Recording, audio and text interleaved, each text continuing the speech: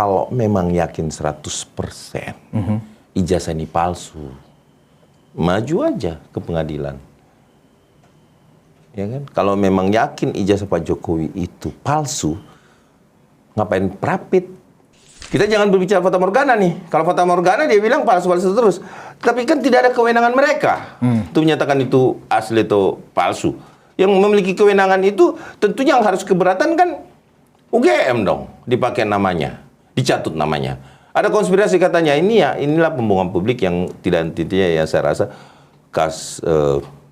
lagu lama, kaset kusut. Kenapa? Karena nggak bisa lagi mereka melawan itu. Terus yang kedua, dengan tidak masuknya ke pokok perkara, berarti kemenangan permanen menjadi mutlak kepada Pak Jokowi dong. Kalau pengadilannya yang memenangkan kamu, dan atau salahnya adalah pintarnya seorang advokat yang tidak mau membuktikan itu karena dia tahu bahwa ini sudah selesai, puslamnya sudah ada. Ya, terus kemudian sudah ada pula keterangan GM, terus sudah ada pula diktinya, berarti clear kan, harusnya kan, clear. Nah ketika tidak dilakukan persidangan, berarti menang dong Pak Jokowi, nggak bisa lagi dikatakan palsu. Nah kalau berani dia nyatakan palsu, ya harus masuk ke persidangan. Dan enggak juga. Kalau Anda tidak berani masuk ke persidangan, jangan ngemeng. Kalau itu palsu dong. Harusnya kalau memang berani masuk, itulah yang saya bilang adalah kemenangan mutlak dari Pak Jokowi kalau ini tidak diteruskan. Tetapi apakah memungkinkan ini tidak diteruskan? Enggak. Pasti diteruskan.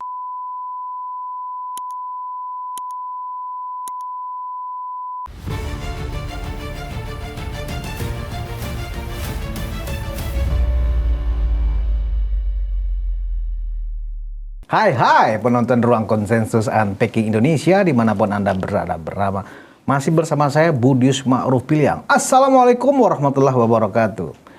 Hari ini ya kita akan kembali berbicara tentang perkembangan kasus fitnahan ijazah palsu yang dialamatkan kepada Presiden ke-7 Republik Indonesia Bapak Joko Widodo. Dan kita ternyata akhirnya menemukan orang-orang iseng ini, orang-orang jahil ini ternyata pengecut.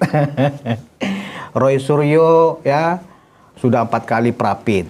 Itu kan menandakan mereka pengecut ya, takut menghadapi persidangan ya kan. Yang kedua Tifa juga pengecut ya kan. Tiba-tiba jaksa ya mengajukan lagi untuk maju ke persidangan, bukan melakukan banding.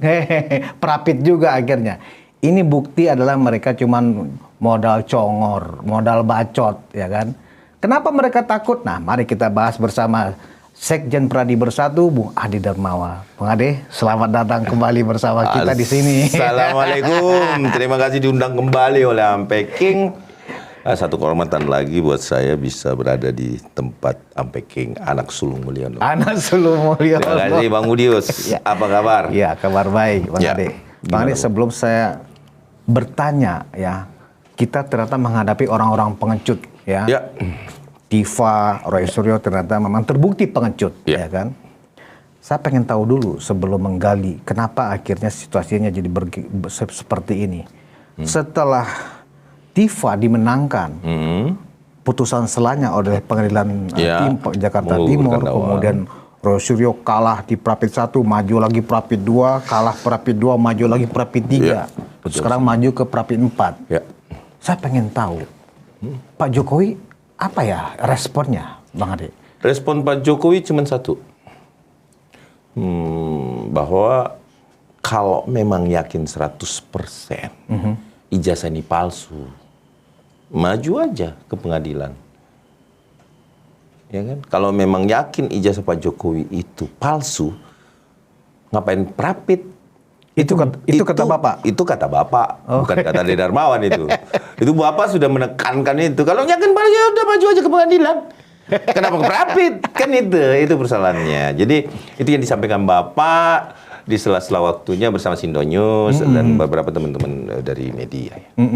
Jadi nggak ada kekhawatiran, bahkan ada tudingan, Bang Ade. Ya. Mungkin nih orang-orangnya Roy Panji juga dan Tifa. Tuh bukti bahwa Jokowi masih punya kuasa, ditunda-tunda nih, sehingga jangan sampai masuk ke persidangan. Justru sebaliknya fitnahan baru nih oleh para audiens ya, oleh para netizen. Berarti itu tuduhan yang keliru ya. Keliru. Pak Jokowi justru mengajak balik, menantang balik. Lu jual gua beli, ya kan? Sekarang kata Pak Jokowi, lu jual gua borong, ayo kita ke pengadilan. Ya kenapa kan? Harus rapid kalau 100% palsu? Dan bahkan katanya Pak Jokowi kenapa mengkondisikan seolah-olah ini perapit ini adalah rekayasa dari Pak Jokowi karena Pak Jokowi menghindar untuk melihatkan ijazahnya. Lagu lama kaset kusut. Lagu lama kaset kusut. Kenapa saya bilang gitu? Setiap persoalan yang bila dimenangkan olehnya pasti akan dipuji-puji. Matur seksema ya, matur seksema kepada hakim tunggal Prapit ya kan, Ketut Darpawan kan gitu. Iya. Kalau menang, kalau kalah ini ada kesalahan. Besok-besok kalau ditolak terus, Ketut Darpawan termul. Akhirnya hakim Ketut termul juga. Termul. Itu yang selalu terjadi bahwa pemahaman yang sangat sangat ringkas dan dangkal menurut saya. Karena gini, kalau kita berbicara memaksakan satu fata morgana untuk menjadi suatu kenyataan, itu yang sulit, Bang Budius. Ini fata morgana bagi mereka. Dalam penelitian mereka, yang mereka lihat adalah fata morgana, Bang Budius. Seolah-olah melihat air di tengah padang pasir, kemudian ketika sampai di sana itu tidak ada. Kenapa saya bilang seolah-olah tidak ada embos, tetapi sampai di sana ada embos. Itulah yang namanya fata morgana. Itu penelitian mereka. Secara kasat mata mereka selalu memastikan sesuatu dengan apa yang dilihatnya, bukan apa yang bisa dibuktikan. Kalau kasat mata dari jauh ijazah tersebut bisa juga nama Joko Widodo, misalnya katakanlah Bapak Insinyur Joko Widodo itu, bisa Joko Widodo itu kita lihat bukan J di depannya, tapi bisa saja menjadi D, bisa saja menjadi M. Kenapa? Karena kita melihatnya dari jauh, tergantung pandangan mata kita. Sehingga saya menyampaikan, ya ini adalah penelitian fata morgana. Tentunya ketika dibuktikan nanti enggak, dan ada ketakutan. Pengecut lah ini. Yang mendasari ya banyak orang ya, khususnya para termul ya, kenapa mereka ini kemudian dituduh sebagai para pengecut ya. Mestinya mereka nggak usah melakukan lagi prapit ketika sudah masuk ke persidangan. Ya kan? Mereka akan fight untuk membuktikan bahwa kami punya barang bukti, kami punya saksi bahwa ijazah yang mereka sangkakan atau mereka tuduhkan kepada Pak Jokowi itu palsu. Kan begitu. Tapi justru mereka menghindar. Apakah benar menurut Bang Ade penilaian para warganet itu bahwa mereka terbukti pengecut? Oke, untuk warganet saya menyampaikan ya, untuk membuktikan satu ijazah itu adalah asli atau diakui sederhana. Yang pertama, otoritas yang mengeluarkan ijazah tersebut, bukan yang mencetak, tetapi otoritas yang memberikan itu. Yang mencetak tetap adalah lembaran negara kan, percetakan negara kan, ya kan. Kemudian yang sahnya satu berkas ijazah. Terus kemudian Kementerian Pendidikan Tinggi kan, Kementerian Pendidikan kan melalui Dikti kan, Dirjen Pendidikan Tinggi. Terdaftar nggak di situ? Kan terdaftar. Terus ada persoalan ini yang dimana dilaporkan di Bareskrim bahwa menggunakan ijazah 263 kalau nggak salah itu oleh Bang TPU ini Bang Egy itu pun sudah berhenti dikarenakan Fuslap sudah menyatakan ini asli. Oke, clear nih. Ditutup laporan dan dilanjutkan. Terus kita mau pakai narasi ngelawan itu. Ini bukti loh. Ada di Dikti, ada di Fuslap sudah ketika dilaporkan kenapa berhenti karena alasannya memang asli. Ya kan, bukan ijazah palsu. Terus yang ketiga adalah otoritas itu sendiri. Bukalah websitenya UGM. Jelas kok di UGM itu, ya kan? itu cara melihat asli atau tidaknya satu barang. Kita jangan berbicara fata morgana nih. Kalau fata morgana dia bilang palsu-palsu terus. Tapi kan tidak ada kewenangan mereka untuk menyatakan itu asli atau palsu. Yang memiliki kewenangan itu tentunya yang harus keberatan kan UGM dong, dipakai namanya, dicatut namanya. Ada konspirasi katanya inilah pembohongan publik yang tidak henti-hentinya ya saya rasa lagu lama, kaset kusut. Kenapa? Karena nggak bisa lagi mereka melawan itu. Terus yang kedua, dengan tidak masuknya ke pokok perkara, berarti kemenangan permanen menjadi mutlak kepada Pak Jokowi dong. Katanya, siapa bilang? Kan digugurkan bukan kita yang tidak mau membuktikan, ini adalah peradilan. Salah. Kenapa saya bilang mutlak? Berarti kalau pengadilannya yang memenangkan kamu dan atau salahnya adalah pintarnya seorang advokat yang tidak mau membuktikan itu karena dia tahu bahwa ini sudah selesai, puslamnya sudah ada, ya. Terus kemudian sudah ada pula keterangan UGM, terus sudah ada pula diktinya, berarti clear kan? Harusnya kan? Clear. Nah ketika tidak dilakukan persidangan, berarti menang dong Pak Jokowi. Nggak bisa lagi dikatakan palsu. Nah kalau berani dia katakan palsu, ya harus masuk ke persidangan. Enggak juga. Kalau Anda tidak berani masuk ke persidangan, ya jangan ngemeng. Kalau itu palsu dong. Harusnya kalau memang berani masuk. Itulah yang saya bilang adalah kemenangan mutlak dari Pak Jokowi kalau ini tidak diteruskan. Tetapi apakah memungkinkan ini tidak diteruskan? Enggak. Pasti diteruskan. Kenapa? Kita hitung bersama lah. Berapa potensi Prapit ya? Kita hitung bersama ya. Ini registernya baru 4 kali nih. Biar kita lebih teredukasi terkait berapa banyak sih akan Prapit ini baru ya update nih cara ngitung. Jadi semuanya bisa diprapitkan. Iya. KUHP ya. Nah, ini kita akan membuka KUHP. Ya. Nah, di pasal berapa sih KUHP yang baru ini yang bisa mereka melakukan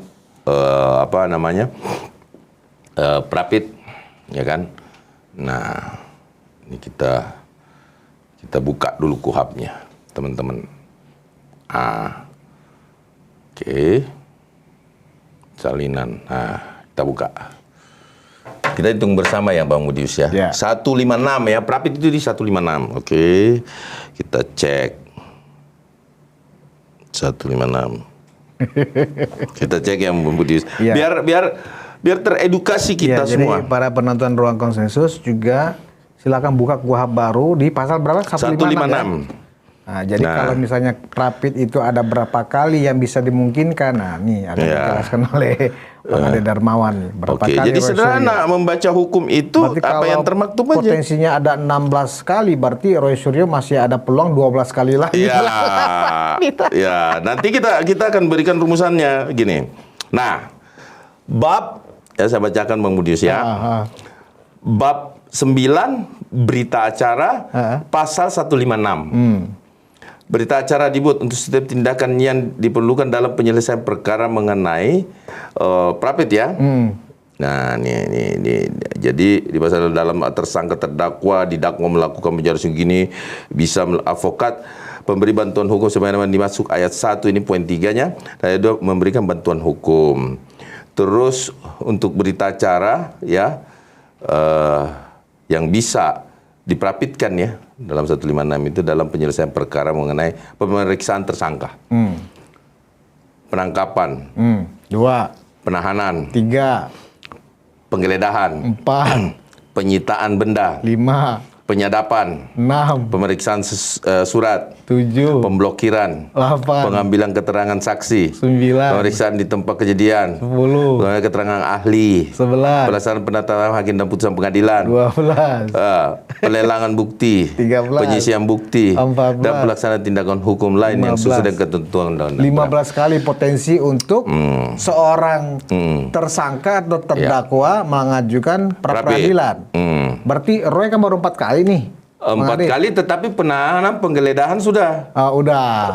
Satu Berarti yang anggaplah. udah kan penahanan, penggeledahan, penyitaan, tersangka sudah. Udah 4 ya, kurang 4 ya. Dia 4 kan baru ya kan. Dan dia katanya sudah mempersiapkan prapit yang kelima. Iya, betul. Berarti yang lain pengen saksi-saksi juga diperiksa dalam hal kesaksian. Tapi itu saya rasa bukan menjadi objek prapit nantinya. Kenapa pemeriksaan saksi yang mana mau diprapit? Gitu loh. Sementara belum pernah masuk pokok perkara juga. Itu kan menunjukkan mereka ini sekarang sudah berpikir pragmatis. Pragmatis dalam arti baik Roy Suryo dan Tiva ini bagaimana sekarang para advokatnya mereka menyelamatkan klien dia dari penjara. Karena kalau ini nggak ada celah untuk prapit, mereka masuk ke pokok perkara, mereka masuk ke persidangan, selesai mereka di sana. Katakanlah 16. Iya. Nih, 16. Masing-masing seminggu ya? Ya, masing-masing seminggu. Katakanlah 16. Clear ya, sudah habis. 16 kali ini habis nih, katakanlah begitu. Sudah habis, selesai semua. Terus apa yang mau diprapitkan lagi? Nggak ada lagi. Nggak ada. Nah, suka tidak suka, senang tidak senang, harus masuk ke pokok perkara. Iya.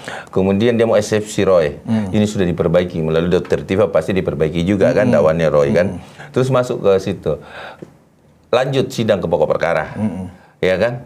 Nah, terus apa yang bisa dilakukan Roy selain ampun-ampun? Pasal yang menjeratnya 32 dan 35 loh.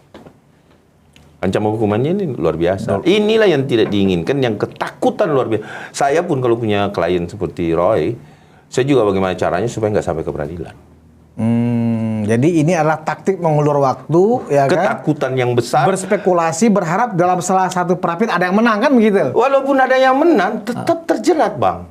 Tidak menghilangkan pokok perkara? Iya, kenapa? Dia sudah baca. Semuanya sudah dia baca dan dipelajari. Enggak ada hindarnya ini. Barang. Jadi masuk barang dakwaannya jaksa mereka udah baca semua. Masuk barang ini. Kan dia udah dikasih ke TV pengacara. Masuk barang ini, takutlah.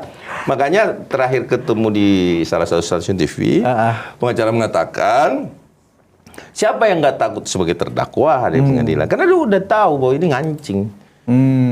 Nggak ada lepasnya barang ini. Udah dikancing. Kalau dikancing begini nggak bisa, Bang. Sekuat apapun kita membela, bukti dan alat bukti persesuaian dengan apa yang dinamakan peristiwa itu bisa dibuktikan di peradilan. Termasuk juga dakwaan tentang mengedit dokumen, ya kan? Iya. Merubah dokumen itu juga. Dan itu yang dibuktikan. Mereka sudah baca juga bahwa oh ya kena mereka ya. Iya. Oh. Pasti sudah baca lah, Bang. Saksi-saksi. Saya rasa nggak ada yang nggak selesai. Wajar ya kalau mereka berusaha untuk menghindari persidangan. Pasti. Dan ketika Tiva kemarin menang dalam putusan seolah, benar-benar seolah-olah kita menang ya. Dakwah secara administrasi gugur. Iya. Karena adanya ada satu ambigu dari transisi KUHP lama ke KUHP baru membuat hakim susah menerapkan yang mana yang mau diambil. Sehingga ada perbedaan di situ, bukan perbedaan hukuman tetapi perbedaan denda. Sehingga ketika diterapkan KUHP lama tentunya dendanya ringan, kemudian kalau yang KUHP lama tentunya akan tinggi. Nah, sehingga ini menjadi ambigu, yang mana mau digunakan. Wajar saja digugurkan surat dakwaan itu agar bisa lebih tegas. Nah, ketegasannya sudah didaftarkan kemarin. Tetapi yang aneh menurut saya, Bang Budius, adalah Ketua Pengadilan tidak menyidangkan pokok perkara kemarin dengan alasan sakit gitu. Bukan sakit, ada izin, ada keperluan mendadak. Ini perlu diperiksa ini hakimnya yang Dr. Tifa nih. Kan harusnya sudah masuk ke pokok perkara dulu, baru ke Prapit kan. Nah ini ketika ini diundur, nah lebih duluan Prapit karena sudah dijadwalkan setelahnya kan tanggalnya kan. Nah itulah yang kemarin kita konferensi pers yang dibuka Saudara Fitra kan. Bisa dicek nanti kalau diputar ya.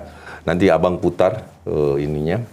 Bahwa ada surat yang keluar untuk tidak segera menyidangkan kasus. Berarti hakim yang memutuskan putusan selah itu bisa diperiksa di Komisi Yudisial? Di Komisi Yudisial dan juga ketua pengadilannya. Yang bertanggung jawab ketua pengadilan.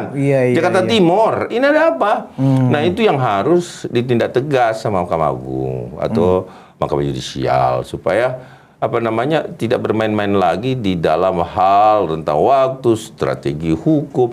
Kenapapun itu tidak akan bisa kita bermain ketika ini sudah habis, sudah sampai batas waktunya, tidak ada lagi yang bisa diperapitkan.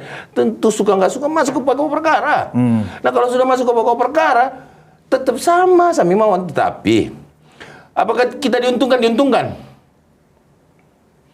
Kita nggak terlalu repot mikirin jadi pembelaan mereka. Nggak dirugikan di sini. Oh iya. Kenapa tidak dirugikan? Mereka yang takut kok. Pak Jokowi kan pasif karena sudah diwakili oleh negara. Nah, ketika negara dia udah diwakili negara dan mereka tidak mau masuk, kan menang mutlak dari Pak Jokowi dong. Berarti. Nah, artinya Pak Jokowi ya silakan safari politik aja, nanti kita temenin terus ya Pak Jokowi. Bapak kami siap. Beren maupun Pradi Bersatu, Anda Sulu Mulia siap Pak untuk nemenin Bapak lah untuk safari politik. Kenapa? Karena mereka nggak punya nyali itu. Bahkan kemarin kami nyiapin loh saksi-saksi, bahkan saya sama-sama teman-teman Pak Jokowi ke Solo kemarin menghadap untuk ngobrol-ngobrol cerita-cerita terkait alumni itu. Nah, artinya ada persiapan. Tiba-tiba tertunda. Ya hari ini kami merasa ini bermain-main kok di atas nama hukum ya kan. Nah makanya kemarin kita konferensi pers, kita adakan mengirimkan surat kepada Mahkamah Agung yang mudah-mudahan saya rasa sudah diterima hari ini ya. Dan kami kasih waktu deadline 2 kali 24 jam. Bila mana tidak ada respon, maka kami akan mendatangi Mahkamah Agung. Bukan mendatangi menggeruduk, bukan. Mendatangi dan berdialog antara APH, karena kita adalah organisasi advokat, tentunya kita berdialog. Bagaimana kalau ini dilakukan yang memiliki penahanan? Iya. Ini kan lepas bisa sekarang. lepas, bisa lepas. Artinya batal demi hukum penahanan itu gugur. Nah kalau ini gugur, siapa yang bertanggung jawab terhadap korban? Apakah ini harus dibiarkan? Bahwa udah gak apa-apa pembunuh karena batal demi hukum dia dilepas. Keluarga korban gimana? Dihukum ringan aja ribut pengadilan? Iya dong. Apalagi dilepas. Apa nggak dibakar-bakaran terjadi nih di Republik ini? Bahaya ini. Janganlah ya. Jadi saya anggap bahwa marilah kita bersama-sama menjaga kepastian hukum demi semangat daripada pengadilan itu sendiri, mewujudkan pengadilan yang agung itu. Berarti tujuannya tadi seperti itu ya, supaya kalau ini orang yang melakukan Prapit itu orang yang ditahan, wah ini kesempatan kayak sekarang kan kita tahu Bang Ade. Iya. Mantan Jampitsus kan? Iya, ya betul kan? sekali. Menggunakan ini, udah, ya kan? Udah ya kan? Dia kan pertama, sudah Prapit, tiga Prapit malah langsung. Iya, ya kan? Udah Prapit pertama ditolak, kemudian ada Prapit berikutnya. Nah, bisa bayangkan, Bang Budius, ini dilakukan terus-menerus. Iya. Dia akan lepas kan? Ini extraordinary crime. Korupsi ya, ini bahaya. Dan teroris ya kan? Teroris. Terus pembunuhan. Nah, ada satu kasus pembunuhan juga. Kalau kasus pembunuhan kemudian dilakukan Prapit, terus tiba-tiba dilepas. Tidak dilepas saja dengan hukuman yang ringan saja orang ngamuk. Gimana dia dilepas? Apa tidak bakar-bakaran itu? Tidak terjadi persoalan yang sangat, mohon maaf, ini menghancurkan. Bisa terjadi chaos di tengah masyarakat. Tembok terakhir kita runtuh. Tidak ada alasan Mahkamah Agung tidak menerbitkan SEMA atau perma. Jadi karena alasan itu, Pradi Bersatu bersama teman-teman lainnya itu Ya, organisasi apa mendesak kepada Mahkamah Agung agar diatur. Karena di sini kan ada kesannya celah kekosongan hukum ya kan gitu. Harus ada aturan yang membatasi berapa kali sebuah kasus atau seorang tersangka atau terdakwa melancarkan pra-peradilan. Oke. Nah, kira-kira limit waktu yang diberikan kepada Mahkamah Agung berapa hari, Bang Ade? Limit yang diberikan Mahkamah Agung ini 2 kali 24 jam kita melihat. Berarti 2 hari ya? Ya, terus kemudian ditambah lagi kalau memang tidak ada diskusi yang bisa kita lakukan bersama Mahkamah Agung, karena kami tidak melihat hanya satu kepentingan kasus, yaitu kepentingan kasus seorang Roy Suryo dan Dr. Tiva. Oh no, tidak. Tetapi kami melihat dari konsep kepastian hukum itu sendiri, dari beberapa kasus akan timbul. Extraordinary crime, kemudian terorisme, narcotics, and everything yang ada di Republik ini. Sehingga saya rasa ini adalah satu perjuangan bagi kami bagaimana penerapan hukum itu menjadi seimbang tanpa menghilangkan hak penuntutan prosedural yang dilakukan. Artinya begini, katakanlah misalkan ada 14 item. 14 item itu harus dijadikan satu, kemudian pasal-pasalnya kalau misalkan tidak sepakat bisa diprapit, katakanlah maksimal 2 kali. Dan itu hanya dibagi 2 klaster saat-saat tertentu, dan harus dimasukkan semua dalam rangkaian perapit keberatan utuh, satu, dan kedua adalah perangkaian keberatan hukum di persoalan penerapan pasal yang dianggap bahwa ini adalah penyelundupan pasal, katakanlah seperti itu. Nah, sehingga kita berpikir kalau 2-3 kali, apakah itu menghilangkan hak daripada penuntut prosedural? Tentu tidak kan? Karena semua masuk dalam bagian itu. Tidak boleh secara parsial, katakanlah seperti itu. Nah, itu keren. Artinya tidak menghilangkan kepentingan hak prosedural bagi pihak tersangka atau terdakwa, ya. Terus bisa digali juga kebenaran itu di peradilan. Dan kalau misalkan tidak puas dengan itu, tentunya kan ada objek perkara yang lebih besar, yang bisa lebih komprehensif diperiksa bukti-bukti dan saksi-saksinya itu melalui apa? Peradilan umum. Sehingga asas kepastian hukum terus mewujudkan peradilan yang agung sesuai dengan moto kita bersama Mahkamah Agung, mewujudkan peradilan yang agung itu menjadi tercipta di kalangan masyarakat. Terlepas juga bahwa KUHAP sudah tidak lagi mendahulukan untuk penghukuman, ya, transformasi menjadi restoratif. Tetapi tentunya tidak bisa juga kita gunakan ini dalam hal-hal tertentu. Nah, ini yang harus kita minta bagaimana Mahkamah Agung, ya, dalam hal ini sebagai benteng terakhir penegakan hukum bisa mengakomodir segala sesuatu yang timbul di masyarakat yang bisa menjadi sangat berbahaya di dalam penerapan hukum. Nah, inilah yang kami mau agar negara kita lebih modern. Modern, kita tidak pernah tidak mengakui bahwa kemodernan itu seperti di negara-negara lain, bahwa penjaranya juga sepi, yang ada hanya extraordinary crime. Kita sepakat karena kita udah negara lebih human, ya, kemanusiaan, ya, HAM dan lain-lain sebagainya. Tetapi kalau untuk extraordinary crime tentunya tidak boleh juga kita mengatakan bahwa ada hak restoratif di situ, misalkan pembunuhan, kemudian terorisme, everything, ya, narkotik dan corruption. Nah, ini yang harus kita betul-betul batasi. Bukan batasi, tidak menghilangkan haknya, tetapi tidak boleh dilakukan parsial agar tidak spare waktu, katakanlah 90 hari batas maksimal, itu melewati itu. Nah, kalau melewati itu, maka dilepaskan batal demi hukum. Nah, inilah yang kami jaga betul atas konsistensi penerapan hukum yang ada di Indonesia. Jadi, saya rasa Mahkamah Agung tidak memiliki alasan lain selain memang harus menerapkan ini. Kalau enggak, ya monggo, silakan. Anda pengen melihat negara ini hancur, ya monggo, silakan. Kalau menurut Bang Ade selaku praktisi hukum, ya, Ini apakah keteledoran dari para pembuat undang-undang KUHP baru ini khususnya yang mengatur masalah pra-peradilan ini sehingga tidak ada pembatasan berapa kali sebuah sebuah pra itu boleh diajukan gitu ya. Apakah ini bentuk keteledoran pembuat undang-undang atau kealfaan pembuat undang-undang sehingga dia luput membatasi pra itu maksimal berapa kali? Ya, jadi memang dalam praktek kadang seringkali ketika kita membuat aturan kita merasa bahwa ini nggak terlalu penting karena hanya 1 minggu dan objek prapitnya ini hanya sekian dan ini harus dilakukan tidak secara parsial. Mungkin semua orang yang memprapitkan itu rata-rata kalau dia memprapitkan TSK tentunya TSK penangkapan, penggeledahan, kemudian penyitaan itu akan menjadi satu kesatuan, tidak dicicil.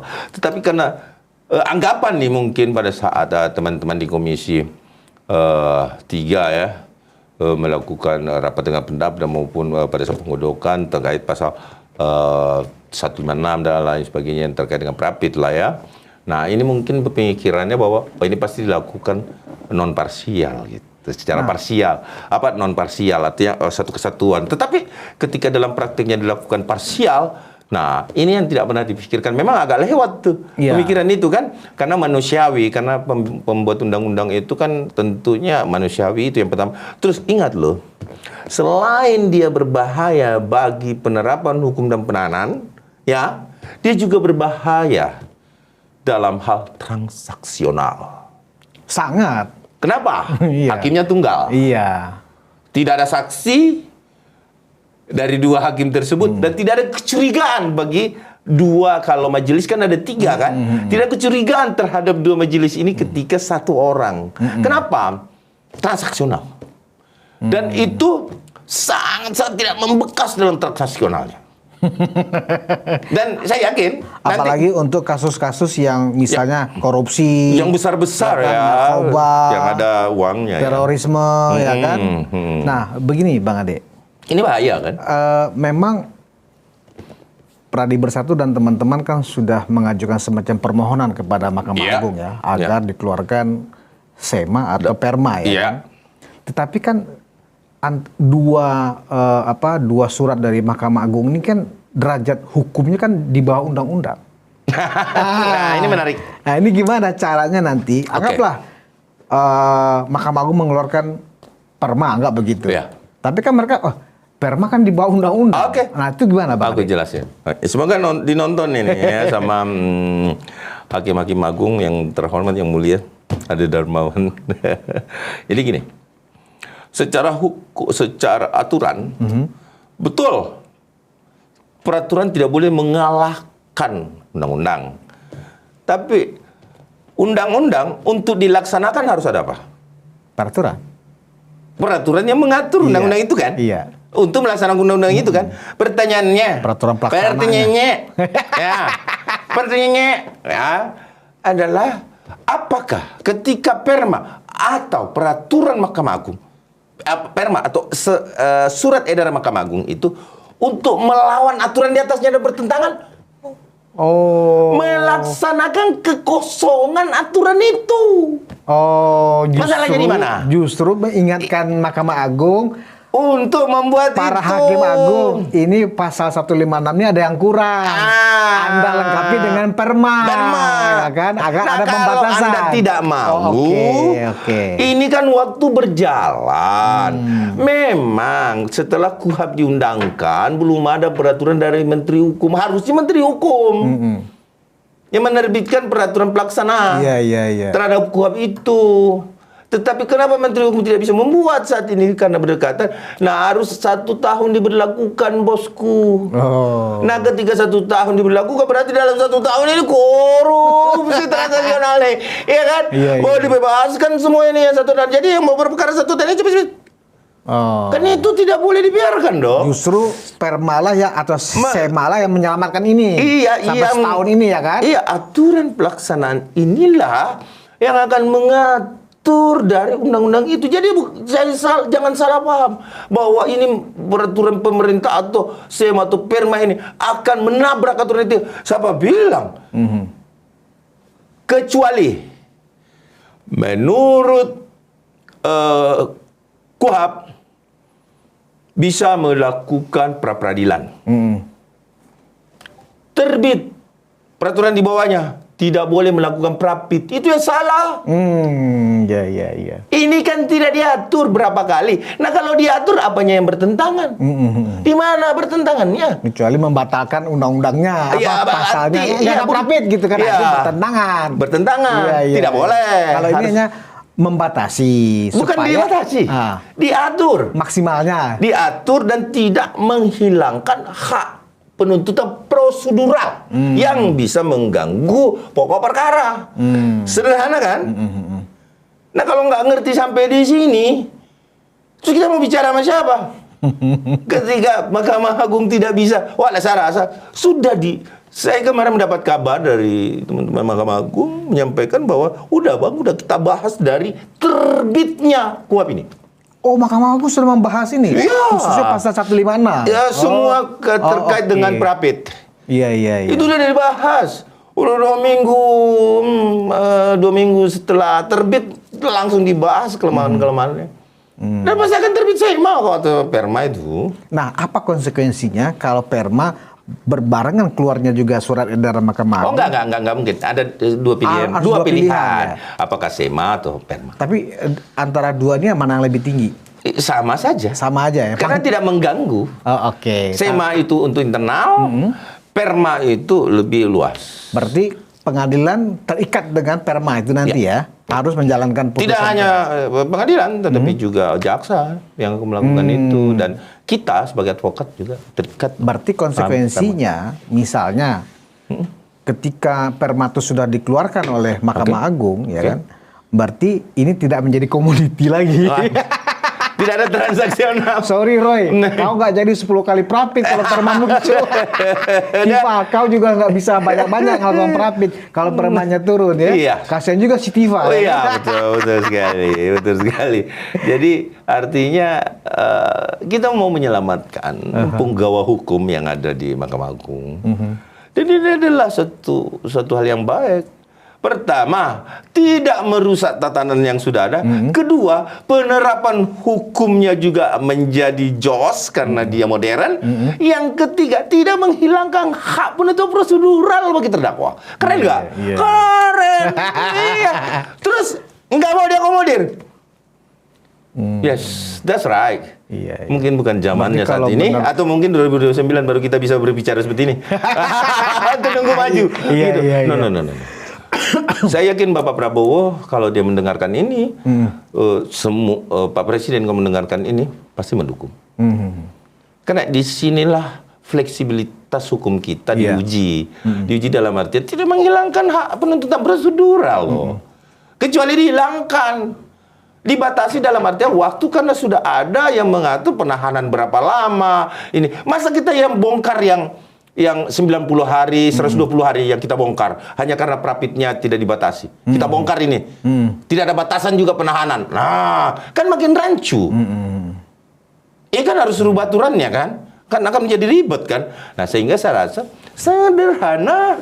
Pemikiran mahasiswa pun bisa, anak-anak fakultas hukum pun bisa memikirkan itu. Tidak harus ada Darmawan gitu loh. Dan teman-teman yang lain ya kan? Nah, ini yang harus kami minta pada Bapak Presiden juga menjadi, oh ini bagus dalam penegakan. Walaupun sebenarnya tidak boleh berperan di dalam yudikatif. Karena beda ya. Nah, pemerintahan, kemudian yudikatif. Nah, ini kami lebih pengen yudikatif mendengarkan ini. Kenapa ini urusan yudikatif? Ya, oke. Itu selesai, berarti udah paham ya seluruh penonton kita akhirnya sadar, oh iya ya, memang ini perlu dilengkapi oleh peraturan Mahkamah Agung. Iya, kalau nggak bukan membatasi, tetapi ini bisa menjadi komoditi, ya kan, ada transaksional nanti di bawah meja. Iya, betul. Dan kedua, ini juga membuat adanya kerancuan, ya. Iya, betul. Kalau kayak mereka sekarang kan enak karena mereka kan nggak ditahan, ya kan? Karena setiap prapit itu kan menurut KUHP yang baru ini kan sidang ditunda dulu, ya kan? Ya, betul sekali. Makanya Tifa bisa sempat Oke, nggak girang apa-apa, kan gitu. ditunda dulu nggak apa-apa untuk membuktikan itu, tetapi kan jangan parsial. Yang namanya prapit kan nggak menyentuh pokok perkara. Iya. Oke. Dan Nah, kalau kita lihat dari sikap mereka saat ini, ya kan, kembali kepada tuduhan warganet bahwa ternyata Tifa dan Roy ini memang para pengecut, kan begitu. Kalau memang seperti juga ditegaskan oleh Pak Jokowi seperti yang Pak Ade tadi jelaskan, kenapa kok peradilan? Kalau memang yakin ijazah saya palsu, harusnya mendesak justru segera sidang, segera masuk ke pokok perkara, kan begitu. Berarti kan? apa yang mereka teliti adalah penelitian fatamorgana kan? Nah, dan lagian kan begini Bang Ade, yang dilaporkan Pak Jokowi kan nggak ada kaitannya dengan masalah ijazah, justru ke masalah perbuatan kan? Peristiwa bahwa penghinaannya. Mereka mencemarkan nama baik Pak Jokowi yang mengatakan berulang kali di banyak tempat bahwa ijazah Pak Jokowi palsu kan begitu. Padahal kan tidak ada otoritas yang mengeluarkan ijazah Pak Jokowi yang mengatakan bahwa ijazah Pak Jokowi palsu. Nah itu kan pokok perkara kan itu sebenarnya. Sehingga harus dibuktikan dalam objek perkara. Jadi gini, memang substansi perkaranya penyemanan, tetapi objek perkara adalah ijazah. Jadi harus berbarengan diperiksa. Kenapa? Tidak mungkin ada satu tuduhan kalau tidak ada objek pemicu. Sehingga pemicunya diperiksa, dibuktikan fitnahnya. Gitu loh. Nah, sama dengan kasus Febri. Ya kan? Ketika kita berbicara, maaf ini agak nyinggung sedikit sana. Nggak apa-apa. Karena sama kan. Kita kan memberikan pendidikan hukum ya kan. Karena ini sama prakteknya kan. Kasus Febri, ya predikat krimnya harus dibuktikan. Oh enggak, tidak semua predikat krim harus dibuktikan. Kenapa saya bilang katakan begitu? Karena dia bisa memakai pembuktian terbalik. Kalau predikat krim dibuktikan lebih dahulu, belum tentu pasal yang dikenakan itu bisa saja dijadikan satu acuan bahwa predikat krimnya benar. Tapi kalau predikat krimnya dibuktikan dulu, kalau salah ini pasti gugur ini. Tetapi ingat, kalau pembuktiannya terbalik, ada predikat krim, pasti sebelumnya ada pasal yang dilanggar. Itu. Jadi artinya predikat krim yang saya tidak sepakat dengan teman-teman yang mewacanakan terkait harus membuktikan predikat krim untuk seorang Eva ya. Saya tidak sepakat karena itu bisa dilakukan nanti di pengadilan dengan cara pembuktian terbalik. Dengan cara pembuktian terbalik. Oke. Dan itu tidak masalah. Kembali kepada persoalan para pengecut ini. Bukan pengecut, dia scare banget, takut banget. Berarti, Bang Budius. Kenapa saya bilang takut sekali? Udah kencing di celana kali. Karena semua pengacaranya takut. Yang saya maksudkan takut itu bukan takut menghadapi sidang. Bukan, takut di penjara. Takut di penjara. Ya. Karena kenapa? Terbukti, Bang. Nah, kalau dari sisi menurut pandangan Bang Ade, kenapa sih mereka takut? Apakah mereka yakin mereka akan kalah? Sudah periksa berkas, Bang Budius. Kan berkasnya diserahkan dari jaksa ke dia. Sudah baca semua. Katanya segini, itu udah baca semua, 702 bukti sudah dicek. Tidak ada, ini tadi kan barusan juga ngomong tidak ada bukti-bukti dan ini yang berkaitan dengan ijazah semuanya adalah fitnah. Ya memang kau melakukan fitnah. Memang kau melakukan penghinaan. Memang harus dibuktikan itunya. Kemudian objeknya yang tadi saya bilang, objek ijazah. Dicek juga ijazah, dibuktikan sama depan kamu. Ini loh, asli. Terus, ngapain lu ngomong gini? Apa tujuannya? Tidak hanya itu, Pak Budius. Sangat keji dan tidak beradab ketika berada di kuburan Ibu Insinyur Joko Widodo. Seorang ibu yang melahirkan putra terbaik untuk bangsa ini. Ya, Anda mau cari korupsinya Pak Jokowi, aku tantangin deh. Yuk, cari bareng-bareng yuk. Kalau nemuin seorang putra yang dilahirkan dianggap bahwa bukan anaknya. Bagaimana sakitnya, Bang Budius, kalau kita sendiri seperti itu. Bang Budius, kalau saya diperlakukan seperti Pak Jokowi, ya, ada orang mengatakan ibu saya itu bukanlah ibu kandung saya, itu yang pertama. Yang kedua, bahwa seolah-olah ibu sambung seumur dengan dia. Ada what's wrong with this? Berarti melakukan sesuatu tindakan yang nyeleneh kan? Kalau sampai ibu saya digitukan, Bang Budius, saya nggak peduli hukum tuh. Gue samperin, Pak Budius. Gue samperin, kalau mau merah hari itu merah, kalau mau hitam hari itu hitam. Karena itu masalah harga diri sekali ya. Itu prinsip hidup. Prinsip hidup itu. Asal kita lahir di dunia kan dari ibu. Terus kau katakan ibu kita aneh-aneh. Iya. Ibu sambung, gini, gono. Wah, saya samper nih Mbak Budi. Mau jam berapa aja, ayo. Lu pasang memang tentara sama polisi di depan rumah lu. Tetap gue tabrak Bang Budis. Kalau saya nggak nyampe sama kau, minimal saya mati di depan tentara atau polisi. Ditembak mati. Tapi saya memperjuangkan kebenaran itu. Nah, Dan itu juga yang dilakukan oleh Pak Jokowi. Iya, dan ini yang menjadikan kita emosi. Kenapa kita emosi? Karena sudah terlalu sangat menyakitkan. Luar biasa sekali penghinanya. Bang. Jadi sebenarnya bau penjara sudah sangat kencang ya bagi Tifa dan Roy saat ini. Udah tahu. Semua pengacara udah pelajari berkas, dilihat nyangkut semua. Persesuaian antara alat bukti dengan peristiwa. Nyangkut, bro. 3235 nyangkut, bro. Selesai. Pantesan. Takut lah. Dua-duanya sekarang Roy dan Tifa itu memaksimalkan ya pra-peradilan. Kali aja ada yang masuk angin ya kan. Tapi lupa. Menang prapit ataupun tidak menang prapit tidak menggugurkan. Tidak menggugurkan pokok perkara. Pokok perkara. Dan bukti ya sudah diuji ya. Pasal 32 udah dia uji, tetap kan? Tetap kalah kan? Nggak di ini. Berarti nyangkut barang itu.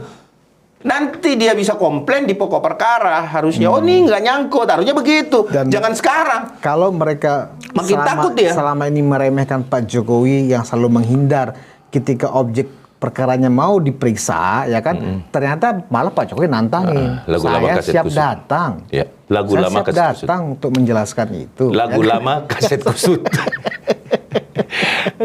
Kalau nggak gimana? Bang Budius, saya tidak meyakini ijazah Pak Jokowi asli. Saya. Memang kuliah, Bang. Kuliah di UGM. Mereka melakukan praktek kerja nyata, KKN, kuliah kerja nyata ya. Dulu praktek kerja nyata, sekarang dulu KKN, sekarang praktek kerja nyata. Terus kemudian KKN, teman-temannya ada. Emang dia kuliah, apa yang mau diyakinin? Kalau meyakini sesuatu itu tidak dilihat pun kita yakin kan? Ya kan? Kalau Pak Jokowi apanya yang mau diyakini, Bos? Otoritas. Dia yang kuliah, dia yang... Aduh, udah deh, capek deh. Iya. Capek, Bos. Ini nggak bisa meyakini lagi. Ini betul-betul orang memang sekolah, Bos. Iya. Lu paksain nggak sekolah kan gila nih. Berarti klaster 1 pun mencret-mencret juga saat ini ya? Takut lah, bro. Rustam Effendi, si Fadila, si Kurniati, mencret-mencret juga sekarang ketika dia membaca berkasnya dari Roy Suryo dan Tifa ya kan. Waduh, kita masuk semua nih. Nah, Bang Ade, kalau misalnya mereka timbul ketakutan tetapi lebih pragmatis, ya kan? Jadi deh, kan masih ada RJ. Itu gimana kira-kira? Kalau misalnya kemudian karena ketakutan kemudian mereka mengajukan RJ, baik Roy Tifa maupun klaster 1. Nah, celahnya di situ. Ada peluang. Celahnya di situ. Karena dia tidak berperkara lagi oleh Bapak Insinyur Joko Widodo. Negara harus menyampaikan kepada dia apakah Anda mengambil restoratif. Melalui negara dia melakukan itu bisa. Oh, masih ada peluang. Melalui negara ya. Dia tidak minta kepada Pak Jokowi. Dia tidak dengan alasan aku nggak minta. Negara nawarin saya ambil dong. Untuk mewujudkan hukum yang dinamis. Syarat RJ terpenuhi kan kalau... Beda di pengadilan tetap dipertemukan, Pak. Oh, tetap dipertemukan? Beda restoratif di umum dengan di polisian, di jaksa, beda. Itu akan dipertemukan nanti. Oh, tapi kan tetap syaratnya harus persetujuan dari korban. Iya, kan nanti dipanggil semuanya. Kalau menurut feeling Bang Ade, kira-kira kalau itu yang terjadi, anggaplah mereka kan punya plan A, plan B, plan C kan gitu. Case close. Ya kan? Mereka RJ case close. Artinya Pak Jokowi memaafkan. Luar biasa. Serius Pak Jokowi mau memaafkan? Case close. Artinya saya nggak mungkin lah seorang bapak bangsa. Seorang bapak bangsa. Anda mau pikir Pak Jokowi nggak memaafkan? Betapa lapang sekali hati beliau. Iya kan? Susah, Bos. Dia udah selesai dengan dirinya, Bang. Pak Jokowi ini manusia yang selesai dengan dirinya. Dan itu pasti dia lakukan. Karena dia udah enough, cukup. Gitu loh. Beda dengan, makanya saya bilang, kalau saya ada Pak Jokowi, aku tabrak lu, mau jaga tentara, polisi, aku tabrak.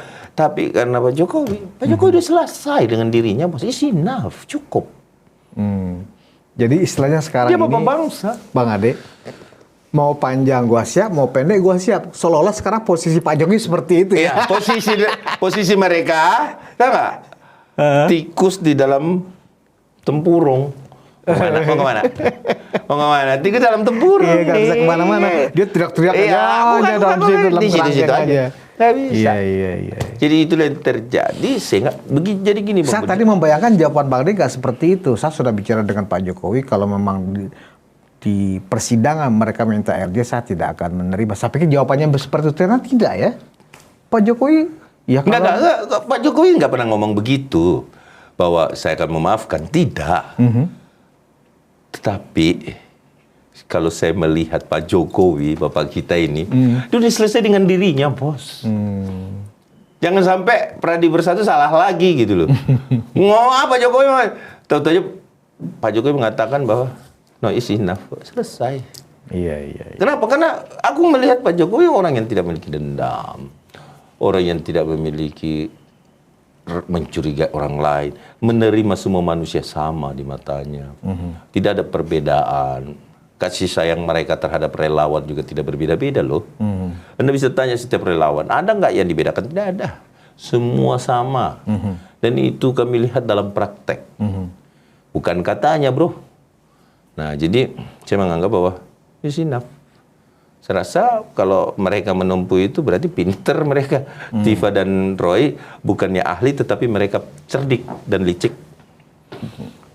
Paling yang nggak bisa menerima adalah para termul. Wah pasti, berisik. Aduh Bapak, kenapa dimaafkan Pak? Kenapa diterima Pak RJ-nya kan begitu berisik ya? Pasti. Berisik dan pasti semuanya akan wah ngeri. Iya. Tapi kita berkaca sama Rismon kan? Iya. Apa yang terjadi? Kita nggak sangka-sangka, malah jadi teman sekarang. Iya kan? Kenapa? Karena memang itulah adab yang dimiliki keluarga besar Pak Jokowi. Dia memiliki dendam. Konsentrasi beliau adalah membesarkan bangsa ini dengan menyelesaikan masalah kerakyatan yang timbul pada rakyat, termasuk kita juga pastinya dihimbau dengan Pak Jokowi ketika kemudian kekosongan hukum, ya itu bagian hukum tuh, jalan tuh selalu gitu, tuh jalan dong, jangan dibiarkan, bukan melihat hari ini. Kenapa Jokowi itu tidak pernah melihat apa yang terjadi hari ini padanya, tetapi bagaimana ke depan. Dan mungkin juga mereka keder juga begini, Bang Ade. Ketika mereka menyaksikan ya 2 kali kunjungan safari, baru 2 provinsi loh, ya kan? Wah ternyata apa yang kita sudah dramakan selama ini, memfitnah, mendowngrade, ya kan? Pak Jokowi ternyata gila masih disambut, ternyata nggak pengaruh loh. Mungkin mereka, aduh percuma dong, sia-sia saya tertarik kita. dengan bahasa Anda. Bang Budius, kalau ijazah Pak Jokowi palsu, percaya nggak Bang Budius? Yang ngomong palsu nanti ini bukan Roy. Ngapain gunain Roy sama Dokter Tifa? Kalau emang palsu nih, ini yang ngomong. Yang ngomong ini nih. Siapa tuh yang ini? Lawan politik. Oh lawan politik. Berarti yang membenci Pak Jokowi dan tidak menginginkan Pak Jokowi berkontribusi lebih. Orang-orang ini adalah proksinya. Proksinya para musuh politik Pak Jokowi dong. Ini udah momen gue tunggu lama nih, ijazah palsu nih. Ngapain lu yang ngomong, Roy? Ngapain lu, Tifa? Gua yang ngomong, gila kan? Kalau memang palsu. Iya. Sederhana aja di sini. Jadi sebenarnya apa yang didengung-dengungkan Tifa selama ini bahwa dia memperjuangkan kebenaran dan itu omong kosong ya, bullshit ya. Bullshit. Sorry Tifa, kau bullshit. Bohong itu. Yeah. Dan itu fakta pemikiran analogi logis saya. Kalau dia palsu, kita kasih satu deh contoh yang suka berkomentar. Kalau ini palsu, ya kan? Yang ngomong palsu duluan mantan Menteri Pertahanan dong, Mahfud MD dong, ya kan? Tapi Mahfud MD nggak berani juga mengatakan ini jasa palsu kan? Iya. Kenapa? Karena dia tahu ini asli. Coba ini palsu beneran, udah ngomong dari kapan tahu? Paling nomor 1 ya, yang terdepan. Tapi ada yang lebih besar ya kan ngomong. Luar biasa ya. Jadi akhirnya sekarang di titik ini ketika sudah masuk di persidangan, ketika sudah mau memasuki tahap pokok perkara dan mereka sudah membaca seluruh berkas dakwaan jaksa, Iya. baru ketahuan mereka menceretnya, bau penjara banget ini. Kebablasan. Nggak bisa, nggak selamat kok. Dan Intinya- akhirnya sekarang begini Bang Ade, walaupun masih banyak drama-drama, akhirnya sekarang publik jadi paham. ya, Udah ketahuan ini endingnya, lu udah bawa penjara, udah lu nyerah aja mending kan. Mendingan selesai. Mending selesai aja. itu memang yang menjadi satu pemikiran dari teman-teman advokat pembela dia pastinya tuh. Bahwa nggak ada jalan lain. Selamatkan dengan rapid. Semua ya orang kalau itu dia menjadi terdakwa dan melihat hukuman itu lebih dari 1 tahun, 5 tahun, nggak ada orang yang nggak takut tuh, bro. Iya. Saya aja diperiksa kemarin juga keder. Iyalah. Baru diperiksa Baru polisi diperiksa aja kan. loh. Ini nantangin. Jadi belum sadar dia. Belum sadar. Tapi sekarang sudah mulai sadar. Sudah mulai sadar. Makanya mereka mengikuti upaya para penasihat hukum mereka Yang lucu. untuk rapid ya kan. The lawyer's way. Mereka tidak lagi Alkatiri itu kayaknya tadi masih bohong itu. Wah ini penegakan hukum. Mana ada lu menyelamatin klien kok supaya nggak masuk penjara. Bukan penegakan hukum Iya, kan gitu. iya. Bagaimana berkilah kan Iya. gitu. Itu kewajiban seorang lawyer. Harus tetap dikawal itu. Iya. SEMA dan PERMA itu Bang Ade, para teman-teman Hancur relawan Republik kalau enggak. harus dikawal beneran itu. Iya, kalau enggak kita lepas. Kalau Mahkamah Agung nggak mau ngeluarin, ya monggo. Tapi tunggu aja aku dampingi seorang bandar narkoba besar atau seorang mafia besar, saya lakukan, bos. Saya lakukan, bos. Bos jangan protes. Iya. Kan gitu. Tapi kan hanya setahun. Kan sebentar lagi mungkin Ada setelah peraturan setahun pemerintahnya ya. keluar PP-nya ya kan Iya. gitu. Ya, Baik. dekat ini kita ambil cepet. Ya. Siapa yang mau nih, gua dampingi. Mumpung belum 1 tahun. Iya, ya kan? iya. Aduh, luar biasa sekali. Adi Darmawan, Sekjen Pradi Bersatu, terima kasih Bang Adi atas Makasih. waktunya. Dan Makasih, penonton Bang Ruang Kudus. Konsensus, kita akhirnya sekarang agak sedikit menjadi lega karena paham bahwa memang setelah surat dakwaan dari jaksa dibaca oleh mereka, ya, bau penjaranya kental banget. Makanya mereka sekarang mencoba segera berkelit, ya, memanfaatkan kekosongan hukum dengan KUHAP baru ini untuk pra-peradilan sebanyak-banyaknya. Tapi mereka lupa tidak akan menghilangkan pokok perkara. Kita tunggu bau penjaranya apakah mereka benar berani masuk penjara Atau restoratif. ada mekanisme restoratif justice yang masih berpeluang untuk mereka ambil. Ya, kita tunggu apakah mereka pengecut dengan mengambil restoratif justice atau mereka benar-benar seorang pejuang hukum masuk penjara. Terima kasih atas perhatian Anda. Kita bertemu lagi di episode berikutnya. Wassalamualaikum warahmatullahi wabarakatuh.